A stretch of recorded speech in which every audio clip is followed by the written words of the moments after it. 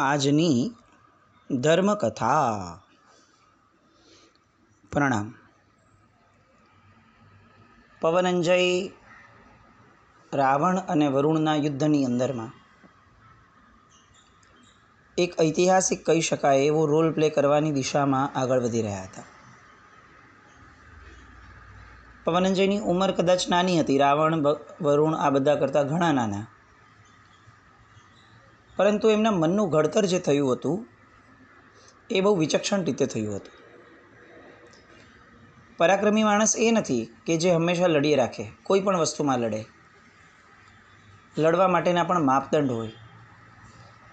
કઈ રીતે લડવું એ જે મહત્ત્વનું છે, એટલું જ મહત્ત્વનું જીવનમાં એ પણ છે કે કોની સામે લડવું, ક્યારે લડવું અને લડવું કે ન લડવું. આપણે મોસ્ટલી જીવનમાં જે થાપ ખાઈ જઈએ છીએ એ આ જ પદાર્થમાં, આ જ એક વિષયમાં. ન લડવાનું હોય ત્યાં લડી લેવાય, લડવાનું હોય ત્યાં શાંત થઈ જઈએ. ન બોલવાનું હોય ત્યાં બોલી લેવાય, અને જ્યાં બોલવાનું હોય ત્યાં ચૂપ થઈ જઈએ. આ એક પ્રકારની વિચક્ષણતા સાથે મગજ ઉપર વ્યક્તિનો કેટલો કાબૂ છે ને એ પણ દર્શાવે છે. યોગની કેટલીક દ્રષ્ટિઓમાં જીવ ન આવ્યો હોય ત્યાં સુધી જીવને પોતાના મન પર કાબૂ ન હોય. મન જે કરાવે એ પ્રમાણે જીવ કરે. એણે અચાનક ગુસ્સો અપાવ્યો અને કોઈકની સાથે ગુસ્સો કર્યો, એ પછીથી પોતાના મનને ગુસ્સો કર્યા પછીથી એ પર્યાયમાંથી બહાર જ ન કાઢી શકનારો વ્યક્તિ એ બીજા વ્યક્તિનો કે જ્યાં કોઈ વાક ગુનો નથી, કંઈ ઉપસ્થિત જ નથી, કોઈ આવી સિચ્યુએશન, ત્યાં પણ એ ગુસ્સો કરશે. કેમ? કારણ કે એને ગુસ્સો કેરી ફોરવર્ડ થયો છે. તો કેરી ફોરવર્ડ કેમ થયો? કારણ કે મન ઉપર વ્યક્તિનો પોતાનો કાબૂ નથી. અને આ બહુ મોટો ગુણ છે. આપણે બધા ધર્મ ક્રિયાઓની અંદરમાં જેટલા પણ આગળ વધીએ, પણ એક વસ્તુ બહુ નિશ્ચિત છે કે અંતે મનને જો સાધ્યું નથી તો એ બધી ક્રિયાઓ એ બહુ મામૂલી ફળ આપીને છૂટી થઈ જશે. અહીંયા પવનંજય પોતાના આત્મવિશ્વાસમાં પરાકાષ્ઠાએ હતા. રાવણ જેવા અપ્રતિમ યોદ્ધાને સંધિની વાત કરવી એટલે એ કોઈ બીજા વ્યક્તિ માટે એ અશક્ય હોત, આવું વિચારવું પણ અશક્ય હોત. પણ પવનંજયનો પોતાની શુભતા માટેનો જે એક આત્મવિશ્વાસ એ ગજબનાક હતો. રાવણને વાત કરે છે કે આવી રીતે આપણે કંઈ પણ યુદ્ધમાં જઈએ, લોહીની નદીઓ વહે, અને એમાં પણ તમારા જેવા આટલા ઊંચા કદના વ્યક્તિ જ્યારે યુદ્ધમાં ઉતરે, પરાક્રમી યોદ્ધા, ત્યારે તો માનવજાત ઉપર જાણે કાળો કેર વર્તાઈ જાય એવી સ્થિતિ થશે. તમે બંને સમોવડ્યા છો, બંને લડાયક છો, પણ એની માટે કરવું શું? તો ખર અને દૂષણ જેવા પરાક્રમી નેતાઓને જે વ્યક્તિ જેલમાં પૂરી શકે છે, એ વ્યક્તિ એટલે કે વરુણ અને એમના પુત્રો, એ બંને એ પણ કોઈ પણ એંગલથી ખર અને દૂષણને સિમ્પલી પાછા આપી દેવા માટે કઈ રીતે તૈયાર થશે? આવી બધી વાતો પવનંજય પોતાના મનમાં જે એમણે નક્કી કરી હતી એ રાવણને વ્યક્ત કરે છે. અને પછી પોતાની કુશાગ્ર બુદ્ધિથી એમનું પોતાનું મન સંતોષાય એવો એક માર્ગ એમણે શોધ્યો, જે એમણે રાવણને વ્યક્ત કર્યો. એમણે એમ કહ્યું કે વ્યૂહરચના જે છે એની સફળતા સેનાપતિ પર નિર્ભર છે ને? અને રાવણે હા પાડી કે ચોક્કસપણે એવું જ છે. અને એટલે જ રાવણ કહે છે કે તમને સેનાપતિ બનાવ્યા છે. અને ત્યારે પવનંજય કહે છે કે જી, આપને એ જે આપનો વિશ્વાસ છે ને એની સફળતા આવતીકાલે આપને પ્રતીત થઈ જશે. રાવણ ખૂબ ખુશ થાય છે કે તમે એક વીરને છાજે એવા શબ્દો બોલ્યા છો. મને તમારામાં સંપૂર્ણ શ્રદ્ધા છે કે હું યશનો ભાગી ચોક્કસ બનીશ. એટલે ત્યારે પવનંજય કહે છે કે સફળતા એ છે કે જેની અંદર જીવનનો સંહાર પણ ન થાય અને કાર્ય પણ સિદ્ધ થાય. રાવણે ફ્લોમાં જ પૂછ્યું કે એ કેવી રીતે, એવું કઈ રીતે શક્ય બને? એટલે પવનંજય કહે છે કે આપણે વરુણને મૂર્ખ બનાવીએ અને કાર્ય સિદ્ધ કરી લઈએ તો? રાવણ પૂછે છે કે જે વ્યક્તિઓ ખરને દૂષણ જેવા વ્યક્તિઓને પકડી શકે એવા લોકોને મૂર્ખ કઈ રીતે બનાવાય? એટલે પવનંજય વાત મૂકે છે કે આપણે ખર અને દૂષણને એકવાર જો મુક્ત કરી લઈએ તો પછી એની માટે તો યુદ્ધ કરીએ છીએ. તો જો એ જ થઈ જતું હોય તો પછી યુદ્ધનું કોઈ કારણ જ નહીં બચે. એટલે રાવણ પૂછે છે કે પણ એમ સીધે સીધા ખર અને દૂષણ આપણા હવાલે કરી લે એટલી નાદાનિયત તમે વરુણમાં એક્સપેક્ટ કરો છો, એ વધુ પડતું નથી જરા? અને એટલે ત્યારે પવનંજય કહે છે કે એ કામ મારું છે, આપ મને રજા આપો તો હું એ કામ સિદ્ધ કરવા માટે તત્પર છું. રાવણ માટે બહુ નવો વિચાર હતો, કારણ કે લડાઈ વૃત્તિથી જીવનારો માણસ એ જનરલી આવી સમજણની વાતો એમાં એને અટકવાનું થતું ન હોય. પણ તેમ છતાં બોલનાર કોણ હતો? પવનંજય હતો. તો એ વધારે મહત્ત્વનું હતું એમની માટે. પણ એક શરત મૂકે છે કે તમારે જે કરવું હોય મને કશો વાંધો નથી, એક વસ્તુ નિશ્ચિત રાખજો કે આપણે ક્યારે પણ જીવનમાં ભીખ માંગવાની નથી. એટલે ખર અને દૂષણને પ્લીઝ મુક્ત કરી દો, અમારી પર ઉપકાર કરો, આ યુદ્ધ ટાળવા માટે, નરસંહાર ટાળવા માટે અમે વિનંતી કરીએ છીએ. આવી એક પણ ભાવનાઓ, આવો એક પણ શબ્દ એ ક્યારેય વ્યક્ત થવો જોઈએ નહીં અને મનમાં પણ આવવો જોઈએ નહીં. ન મળ્યું તો લડીને લેવા માટેની આપણી પૂર્ણ તૈયારી છે અને લડશું જ અને જીતશું જ. અને ત્યારે પવનંજય કહે છે કે આપણે હરગીઝ માથું નમાવવું એ આપણને શોભે એમ નથી જ, અને એ દિશાની વિચારણા પણ નથી. પણ ખર અને દૂષણ એ આપણને આપી દેશે એવું મને લાગે છે. મને આજની રાત પ્રયત્ન કરવાની રજા આપો. રાવણને પવનંજયની આ વાત એક તરંગ લાગી, તુક્કો લાગી. પણ ઠીક છે, રાવણને પ્રણામ કરી અને શિબિરમાં આવ્યા. પોતાની શિબિકોલામાં ત્યાં પ્રહસિત આટા લઈ રહ્યો હતો અને પ્રહસિતને લઈ અને ખાનગી મંત્રણાલય માટે કરવા માટેનો જે ખંડ હોય એ ખંડની અંદરમાં પવનંજય ગયા. અને એ પવનંજયને કહે છે કે તારે અત્યારે જ નગરમાં જવું પડશે. રાજમહેલમાં જઈ અને તારે વરુણને મળવું પડશે. પવનંજય બીજી ક્ષણે જ તૈયાર. પણ આપવાનું, કહેવાનું શું છે? તો કે મારો એક અંગત સંદેશો છે. તો કે શું? તો કે તારે ફક્ત એટલું જ કહેવાનું છે કે એક મિત્ર તરીકે પ્રહલાદ પુત્ર પવનંજય એ આપને તત્કાલ મળવા ચાહે છે. પછી જે જવાબ આપે એ લઈને તારે પાછા આવી જવાનું. પ્રહસિત તૈયાર થઈ ગયો, રાજદૂતનો વેશ ધારણ કર્યો. હજી એના મનમાં પૂર્ણ યોજના ખબર નથી, પણ એને એટલું ખબર છે કે જે મારી આ વાત કરે છે એ પવનંજય એ ક્યારે પણ નિરર્થક વાત ન કરે. અને નિરર્થક વાત ન કરનાર વ્યક્તિ હારે ક્યારે પણ બહુ લાંબી ચર્ચાઓ કરવી નહીં, એની પર વિશ્વાસ મૂકી દેવો. કારણ કે એ કંઈક કરતા હશે તો સમજીને કરતા હશે. જો કે આ નિયમ બધે લાગુ પણ ન પડવો. દરેક વ્યક્તિ જે કરે એ બધું સમજીને જ કરતા હશે એવું વિચારીને આપણે ચાલશું તો આપણે ક્યારે વિચારી નહીં શકીએ. એટલે આપણે પોતે સમજણ કેળવવા માટે આપણે ત્યાં આમ પણ છે ને યોગ્ય વ્યક્તિઓ ઉપર જ વિશ્વાસ મૂકવાની વાત છે. બાકીના ઉપર અવિશ્વાસ મૂકવાનું એમ નહીં, પણ બાકીના સાથે બહુ ચોકસાઈપૂર્વક કેટલીક વસ્તુઓ કન્ફર્મ કર્યા પછીથી જ આગળ વધવાનું. એટલે પ્રહસિત તો પૂર્ણ વિશ્વાસ સાથે પવનંજયે જેમ કીધું એવી રીતે આકાશ માર્ગે નગરમાં જવા રવાના થયા. નગરમાં યુદ્ધની તડામાર તૈયારીઓ ચાલતી હતી. સ્ત્રીઓ, પુરુષો બધા જાણે સૈનિકના વેશમાં સજ્જ હતા અને એક પછી એક રાજમાર્ગ વટાવતા એ વરુણના રાજમહેલ સુધી પહોંચ્યા. મહાલયનું વિશાળ પટાંગણ સૈનિકોથી ભરાઈ ગયું હોય એવું. મહાલયના દ્વારે યમદૂત જેવા સૈનિકો શસ્ત્રસજ્જ બનીને ઊભા હતા. અને એટલામાં વરુણના પુત્રો પુંડરીક અને રાજીવ જુસ્સાભરી વાણીમાં સૈનિકોને પ્રોત્સાહિત કરી રહ્યા હતા. આજે આપણી સ્વતંત્રતા એ ભરખી જવાના આરે ઊભી છે. રાવણ નામનો એક દૈત્ય, એક રાક્ષસ આપણા નગરના દ્વાર ખટખટાવવા માટે બહાર ઊભો છે. પરંતુ ચિંતાનું કોઈ કારણ નથી, કારણ કે ધર્મ આપણા પક્ષે છે.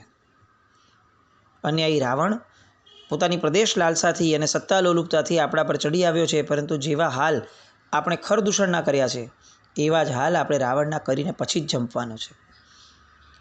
એ અધમ રાક્ષસ એવા રાવણને બતાવી આપીએ કે વરુણપુરીનો એક એક નાગરિક પોતાના સ્વાતંત્ર્યને ઝંખે છે, વરુણ રાજને ચાહે છે. અને વરુણ રાજનો જય હો, વરુણ રાજનો જય હો, આવા ગગનભેદી નારાઓ એ ગુંજી ઉઠ્યા. કેવું છે? યુદ્ધ કરતાં બંને પક્ષને એવું લાગે કે ધર્મ આપણા પક્ષે છે, અને ક્યારેક બંને પક્ષ એ ભૂલી પણ જાય કે ખરેખર ધર્મ એ યુદ્ધ ટાળવામાં છે. જે સ્થિતિ વરુણ રાજની હતી અને લંકાપતિ રાવણની હતી, એ સ્થિતિ આપણા જીવનની અંદરમાં એક દિવસમાં પણ ઘણીવાર આવી જતી હોય છે, જેમાં આપણા મોઢામાંથી હંમેશા આવું નીકળતું હોય, હું ખોટું ન ચલાવી લઉં, મારાથી ખોટું સહન ન થાય. કોઈ ખોટું કરે તો પછી આપણાથી ચાલ્યા જલાય નહીં, હું કેમ ખોટું ચલાવવા દઉં? આજે ખોટું ચલાવવા દઈશ તો એને આદત પડી જશે, તો એ તો બીજા બધાને હેરાન કરી રાખશે. આવા બધા શબ્દો, વાક્યો એ સમયે કદાચ આપણને પ્રસ્તુત પણ લાગે, પણ આમ શાંત ચિત્તે વિચારવા બેસીએ તો એમ થાય કે જીવનમાં કેટલું ખોટું ચલાવીએ છીએ. કેટલી વાર આપણી બાજુમાંથી કોઈ વ્હીકલ પસાર થઈ જતું હોય જે ટ્રાફિકના રૂલને અંતર્ગત ન ચાલ્યું હોય, યા તો બાજુમાંથી એકદમ કટ લગાવીને ગયું હોય, અને યા તો ખોટી રીતે હોર્ન વગાડીને કે આપણને હેરાન કર્યું હોય, આપણે ક્યાં દર વખતે દરેક વ્હીકલને શિખામણ આપવા કે લડવા માટે ઉતરીએ છીએ. કેટલી વાર જીવનમાં આવા પ્રસંગો આપણને મળે કે જ્યાં સામું ખોટું જ કરતો હોય પણ અજાણ્યો વ્યક્તિ છે, એની યારે ઝઘડીને શું ફાયદો? અથવા બહુ બળશાળી વ્યક્તિ છે, એની યારે ઝઘડીને શું ફાયદો? આવું સહજપણે આપણે વિચારીએ અને ચૂપ રહી જતા હોઈએ છીએ. પણ કેટલાક વ્યક્તિઓ માટે આપણને લાગે કે હું એને દબાવી શકીશ. મન ખૂણે ખાચરે એમ વિચારે કે અહીંયા તો મારો અહંકાર છોડવા જેવો નથી, તો ત્યાં અહંકારને છુપાવવા માટે સત્યનો પક્ષ લેવાય કે હું ખોટું ન ચલાવી લઉં. મૂળમાં જે અહંકાર માટે લડીએ છીએ ને એ જ ખોટું છે, એ ખોટું ચલાવાય અને શાંતિ સ્થપાય, એ દિશામાં ન આગળ વધાય, તો ખરેખર ખોટું શું છે એ સમજવામાં આપણે થાપ ખાઈ ગયા છે. આવી ઘણી પરિસ્થિતિઓમાંથી આપણે સમજણપૂર્વક બહાર આવીએ એ ઈચ્છનીય છે. અહીંયા પ્રહસિતે તરત જ સૈનિકને કીધું કે મારે લંકાપતિ સેનાપતિ જે પવનંજય છે એ પવનંજયનો દૂત છું, અને મારે તત્કાલ વરુણરાજને મળવું છે. દ્વારપાલ એને જોયો, વેશ વગેરે તો દ્વારપાલ દૂત જેવા જ પહેરીને આવ્યો હતો પ્રહસિત, એટલે ચેક કર્યું પણ એને લાગ્યું કે આ કોઈ બનાવટી વ્યક્તિ નથી, દૂત જ લાગે છે. એટલે એણે એક બીજા સૈનિકને ઇશારો કર્યો કે જરા અહીંયા ઊભો રહીને ધ્યાન રાખજે, અને પોતે અંદર ગયા. પેલો બીજો જે સૈનિક છે એ પ્રહસિતની બાજુમાં જ ઊભો રહી અને પ્રહસિત ઉપર વોચ રાખતો હતો. આ બાજુ એ દ્વારપાલે ગુપ્ત માર્ગે વરુણરાજના આવાસમાં જવાનું થયું અને એમ કહ્યું કે લંકાપતિના સેનાપતિ એવા પવનંજય, એમનો અંગત દૂત આપને તત્કાલ મળવા ચાહે છે. વરુણરાજના મુખ પર થોડુંક આશ્ચર્ય આવ્યું, પણ પરાક્રમી માણસ છે, આશ્ચર્યને ભયમાં ન પલટવા દે, એટલે બીજી જ ક્ષણે એને કહી દીધું કે લઈ આવો, જો એને મળવા આવું છે તો આપણે કેમ ના પાડીએ. એટલે દ્વારપાલ સડસડાટ ગયો, પ્રહસિતને લઈને આવ્યો, પ્રહસિતને મૂકી અને એ રવાના થઈ ગયો. અને હવે પ્રહસિત જે છે એ વરુણરાજ પાસે બેસે છે, આગતા સ્વાગતા થાય છે દૂત તરીકેની, અને પછી વરુણરાજ પૂછે છે કે કેમ આવવાનું થયું. એટલે પ્રહસિત બહુ સરસ રીતે પોતાની વાતને મૂકે છે, કારણ કે આ વાત મૂકવી બહુ મહત્ત્વની હતી. ક્યાંય પેલા વરુણરાજનો ઈગો ટચ ન થઈ જાય એ જોવું બહુ જ મહત્ત્વનું હતું. એટલે બહુ વિનમ્રતાપૂર્વક કહે છે કે આપ જાણતા હશો કે લંકાપતિએ પ્રહલાદ નંદન એવા પવનંજયને પોતાના સૈનિકોના સેનાપતિ બનાવ્યા છે, અને હું એમનો અંગત મિત્ર છું, મારું નામ છે પ્રહસિત. મને એમણે એક સંદેશો આપીને આપની પાસે મોકલ્યો છે. વરુણરાજે પૂછ્યું કે શું છે સંદેશો? એ આપને તત્કાલ મળવા ચાહે છે. મહારાજ ચોંકી ઉઠ્યા. આવા ભયાનક યુદ્ધના તબક્કે રાવણનો સેનાપતિ, એ પણ મહાન સેનાપતિ, કોઈ કાયર નથી, ખ્યાલ છે પવનંજયનો પરાક્રમ કેવું છે, અને એ શત્રુ રાજાને મળવા ચાહે છે. એટલે એમને એમ લાગ્યું કે આ કોઈ રહસ્ય હશે. એટલે તરત જ એમણે કીધું કે ઊભા રહો, અને પુંડરીક અને રાજીવ એમના બંને પુત્રોને બોલાવ્યા, મસલત કરી, અને બંનેનું મંતવ્ય એવું આવ્યું કે એને આવવું હોય તો ભલે ને આવે, શું કરી લેશે, આવશે તો આપણે સક્ષમ છીએ, કેમ કોઈ વસ્તુથી ડરવું છે, જે છે એને આપણે સામે ફેસ કરશું. અને બહુ નિર્ભીકપણે બધાએ કીધું પ્રહસિતને કે ભલે સેનાપતિ પવનંજયને આવવા દો, અહીંયા નગરમાં એમનું સ્વાગત છે. પ્રહસિત તરત પાછો ગયો, હર્ષપૂર્વક એણે વાત કીધી, અને પ્રહસિતને સાથે લઈ અને પવનંજય ફરીથી વરુણપુરીમાં પાછા આવ્યા. બંને આવ્યા વરુણરાજ, પુંડરીક અને રાજીવ બધા સાથે મસલત કરવા બેઠા. અને ત્યાં પવનંજયનું મોહક વ્યક્તિત્વ જે હતું એ હવે આ ત્રણેયને અંજાવી દે એ સ્થિતિમાં આવ્યું. કેટલીક એવી રીતે વાતો મૂકી પવનંજયે સામાન્ય, કે જેના કારણે પવનંજય માટે આ લોકોનું જે મંતવ્ય હતું એ ઘણું શુભતાની દિશામાં આગળ વધવા લાગ્યું. અને પછીથી જરાક મૌન રાખી અને પવનંજયે મુખ્ય મુદ્દો જે હતો એ શરૂ કર્યો. રાજન, મારે અહીંયા આવવાનું એક બહુ વિશેષ કારણ છે, અને એ કારણ છે લાખો જીવોની હત્યા મારે અટકાવવી છે. એ માટે તો આટલા વિરાટ સૈન્યને લઈને આવવાની જરૂર શી હતી? રાજીવે તરત પ્રશ્ન કર્યો કે જો યુદ્ધ જોઈતું જ નહોતું, હત્યાઓ જોતી જ નથી, તો સૈન્યને લઈને કેમ આવ્યા? એટલે આપ જાણો છો, પવનંજયે કીધું, કે લંકાપતિનો સ્વભાવ એવો છે કે વેરનો બદલો લીધા વિના જંપે એમ નથી.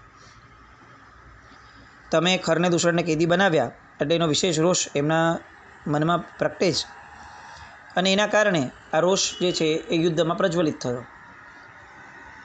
પુંડરીકે કીધું કે પ્રજ્વલિત થાય તો ભલે ને થાય, અમને ક્યાં ચિંતા છે. અમે યુદ્ધ ઉપર આવા દરેક રોષને ઠારવા માટે સક્ષમ છીએ.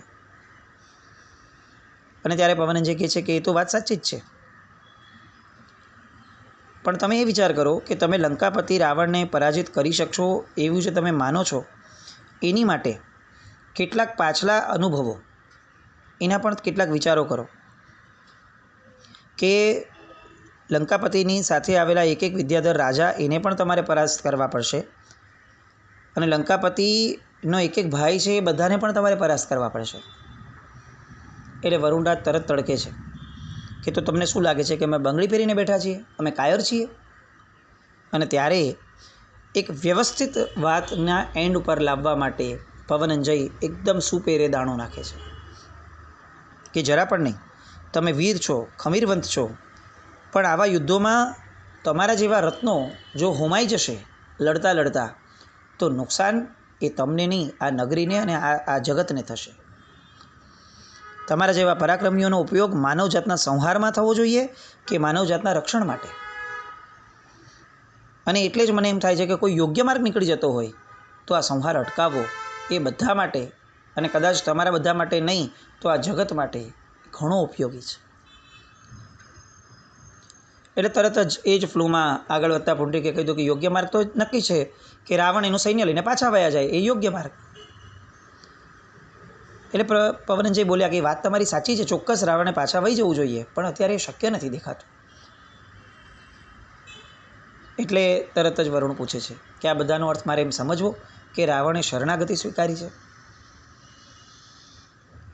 અને તરત જ પવનંજય કહે છે કે તમારા જેવા પરાક્રમી એ પણ જો શરણાગતિ ન સ્વીકારે તો રાવણ પણ એવા જ પરાક્રમી છે, એ કેવી રીતે શરણાગતિ સ્વીકારે? એટલે ફાઇનલી છેલ્લો શબ્દ એ નીકાળે છે કે હું એવું ઈચ્છું છું કે તમે બંને મિત્ર બની જાઓ તો કેવું? અને આ વાત એવા સરસ મજાના મુહૂર્તમાં એવી સરસ રીતે આખું જૂનું પ્રેઝન્ટેશન, આગળનો ફ્લો એની સાથે મુકાઈ કે એ વાત ઉપર બધે જ મૌન છવાઈ ગયું. આ શબ્દ બહુ મોહક લાગ્યો કે તમે લંકાપતિના મિત્ર બની જાઓ તો.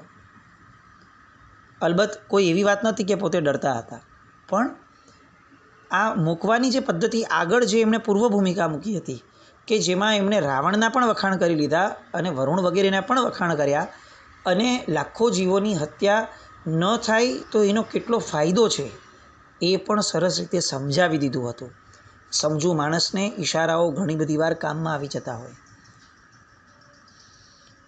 પણ તરત જ એમ કહે છે વરુણ કે અમે મિત્ર બનીએ, પણ રાવણને ન બનવું હોય તો? અને ત્યારે પવનંજય છેલ્લો વાક્ય આપે છે કે રાવણની જવાબદારી મારી, બસ તમે મિત્ર બનવાની તૈયારી દેખાડો એટલે કામ પૂરું. અને તરત જ પૂછ્યું કે શું તમે ઓથેન્ટિકલી રાવણની સહમતિ લઈને આવ્યા છો ને?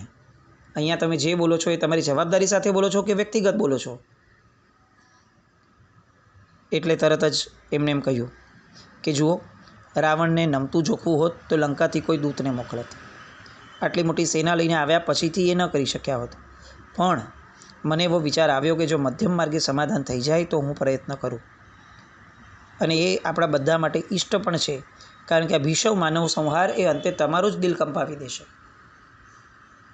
વરુણરાજ એમણે પણ પોતાની નીતિ સ્પષ્ટ કરી કે તમારું સ્વાતંત્ર્ય અખંડિત રહે, શાંતિ સ્થપાય અને એક પણ વ્યક્તિ ભણાય નહીં એવો રસ્તો આપો.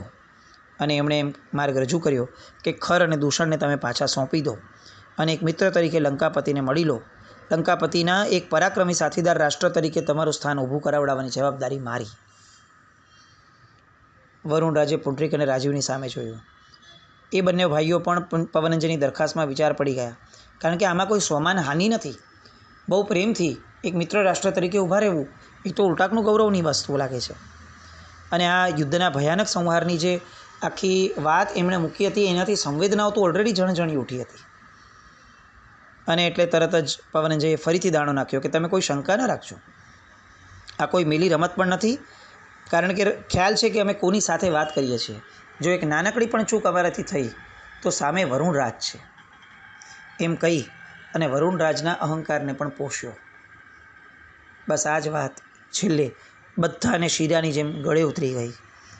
અને આનંદપૂર્વક વરુણરાજે કહ્યું કે મને ઘણો હર્ષ થાય છે, તમે જે નિખાલસતાથી અને ઊંડી સમજણ સાથે વાત કરો છો એ બહુ સરસ છે, પણ એટલું સમજજો કે અમે ખરદૂષણ આપી દેશું, પણ અમે સામે ચડીને રાવણની છાવણીમાં નહીં આવીએ, નહીં તો એ અમારી કાયરતા લેખાશે. પવનંજય નિર્ભય વચન આપે છે કે ન આપ એમની છાવણીમાં આવજો, ન એ આપની છાવણીમાં આવશે. આપણે બંનેની વચ્ચે જે ઉદ્યાન છે એ ઉદ્યાનની અંદરમાં મળવાનું રાખીએ. વાત નક્કી થઈ, બધું જ સેટ થયું. અને હવે પવનંજય ત્યાંથી વિદાય લઈ અને આ જે વાત થઈ એ બધી જ લંકાપતિને કરી અને ફરી પાછું હું આપને કહેવડાવવા માટે આવું કહી અને વિદાય થાય છે. લંકાપતિ પાસે આ વાતનો શું પ્રત્યુત્તર આવે છે એ આપણે આવતીકાલે જોઈએ. જીનાકના વિરુદ્ધ કંઈ પણ બોલાયું તો મિચ્છામિ દુક્કડમ. જૈનમ જયતિ શાસન.